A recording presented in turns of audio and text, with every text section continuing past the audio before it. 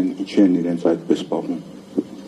Ես շատ շնորհակալ եմ հնարավորության համար, հարգելի ներկաներ, հարգելի հայրենակիցներ, պարոն Դանիելյան, Տիկին Աղաջյանը շատ մանրամասն ու շատ բովանդակային ներկայացրեց, թե ինչ են այսօր իրենցից ներկայացնում միջազգային կառույցներն ու միջազգային գործընկերները քաղաքական նպատակահարմարության ու քաղաքական առուծախը, որը ներառում է այսօր Հայաստանի Հանրապետության քաղաքացիների իրավունքներն ու պարտականությունները, կարծում եմ այլևս այնքան խոսուն են, որ իմ մեկնաբանության կարիքը չունեն։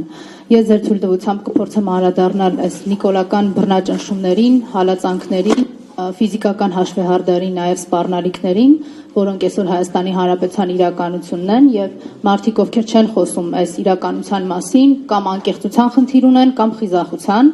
որտեղ հրաժարվում են տեսնել այդ օբյեկտիվ իրականությունը։ Այս օբյեկտիվ իրականության մեջ շատ կարևոր է նաև այն ժամանակագրության ընդգծումը, որը կա, որովհետև որքան էլ տարօրինակ թվա, բայց նիկոլական իշխանազավթումը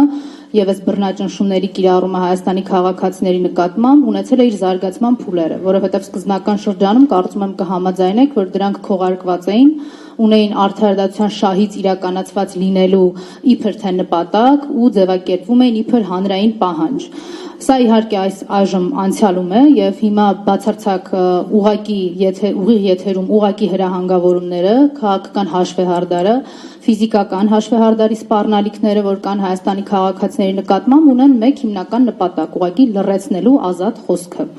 Ազնիվ լինելու համար մենք նաև պիտի փաստենք, որ ազատ խոսքի լռեցումը չէ միակ իրավունքն ու ազատությունը, որ այսօր նպատակ է հետապնդում սահմանափակելու, այլ նաև այս 8 տարիների ընթացքում Հայաստանի Հանրապետությունում այլևս քաղաքական սպանությունների էջը բացված է Նիկոլի համար, որովհետև մարդիկ, ովքեր ունեցել են քաղաքական այլակարծություն, այլևս մեզ հետ չեն, սպանվել են բանտում կամ իրենց համայնքում հաղթանակ տոնելուց հետո,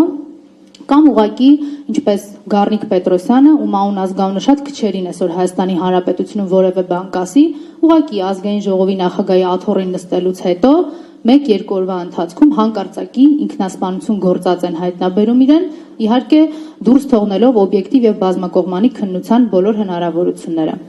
Այս ժամանակագրությունը մեզ հնարավորություն է տալիս հասկանալու, որ մեթոդներն ու եղանակները իհարկե նիկոլական իշխանությունների փոխվել են, բայց բռնաճնշումների էությունը մնացել է մեկը, իր հոգին ըստ էության իր իսկ ասած բառապաշարով փառավորվում է այն ժամանակ, երբ կա Հայաստանի Հանրապետության քաղաքացիների ոտնահարված իրավունքներ եւ ազատություններ։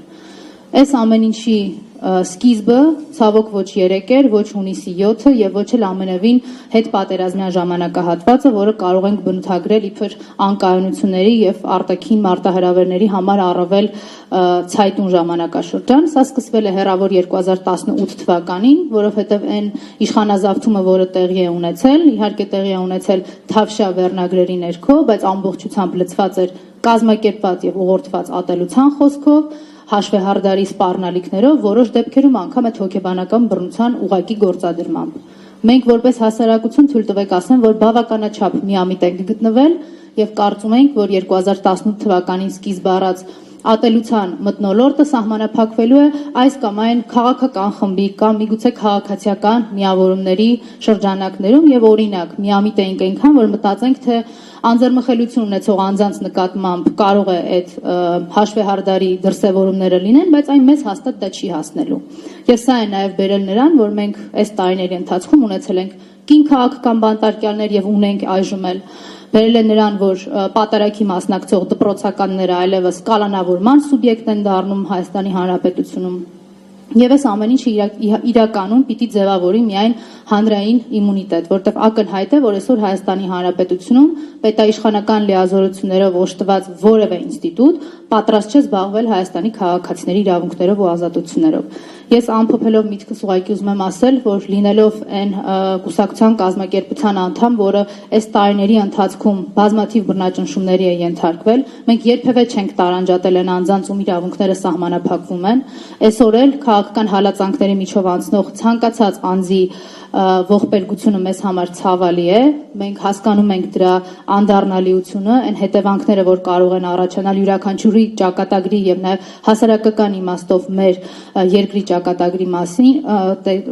տրամաբանության մեջ ու հիմք ընդունելով այս ամենը նաեւ համարում ենք, որ հանրային իմունիտետի ձևավորումը հենց այսպիսի նախաձեռնություններով նաեւ միակ ճանապարհն է պաշտպանելու Հայաստանի քաղաքացիների իրավունքներն ու ազատությունները։ Շնորհակալ եմ։ Շնորհակալություն տիկին Մկրտչյան, տիկին Մկրտչյանը